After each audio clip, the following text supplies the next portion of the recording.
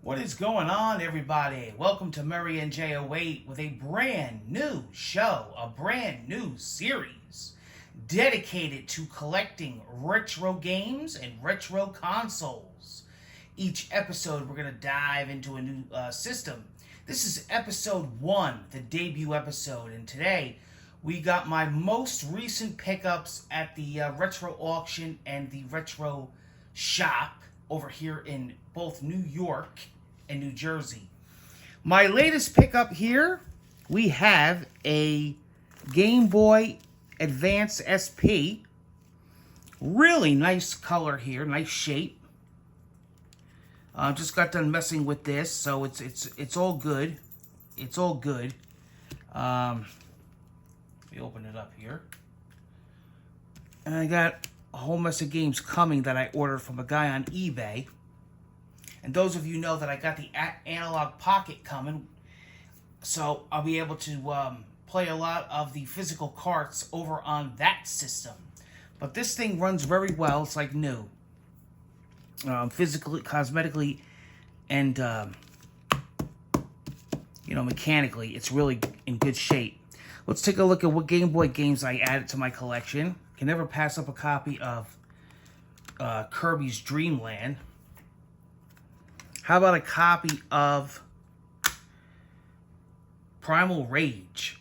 Now, the funny thing is first of all, let's go back to Kirby.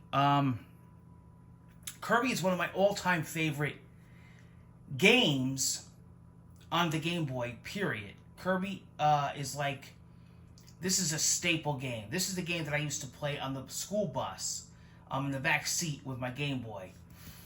And then Primal Rage, I've actually not messed with it much on the Game Boy. So this is going to be interesting. I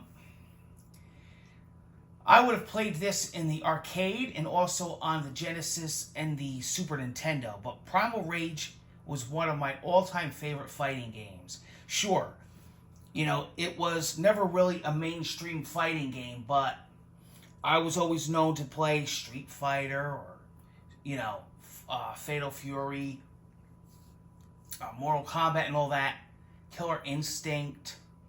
But Primal Rage was one of my favorite games growing up, and it was a big rental for me. So to have a physical copy on the Game Boy is pretty damn cool. Speaking of Killer Instinct Ultra Combo! Got a copy of that on the Game Boy, which is pretty cool. A lot of memories there. And you can't go wrong with a copy of Frogger. Got that on multiple systems. But there is the Game Boy edition. And I'm thinking, of course, naturally, it's physical. But also because of my Analog Pocket that's coming. It is going to revive new life to these games. So you'll see that on this show as well. And let's check my new copy of, or latest copy of the Game Boy, the original Game Boy.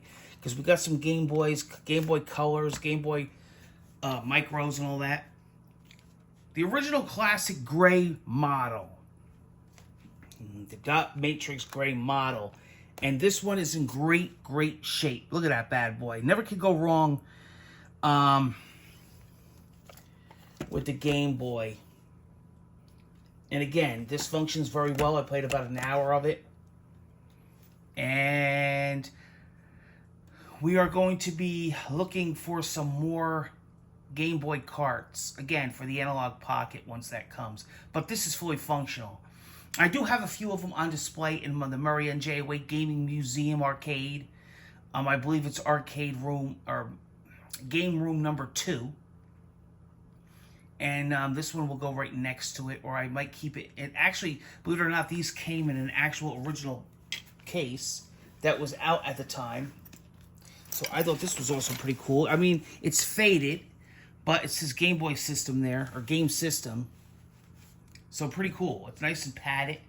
You can also put a Game Gear or whatever else in there. So I put all the carts and the systems in there, and it's kind of neat, and you can bring it with you. And, I would imagine in the day you would have, like, the magnifier. Maybe if you had the Game Gear, you'd have, like, the TV tuner or something. And you would do it up that way. All right, guys? So take care. Thanks for joining me on my new series, my new episode, debut episode. And we will be diving into a lot more systems and games. Hope you join me. I will be on the hunt. Both eBay, Craigslist, Marketplace, pawn shops, physical shops, retro shops, GameStop, wherever I could go to find garage sales and yard sales and estate sales. Pretty much wherever I could find games in the wild. Take care, and I'll see you on the next episode.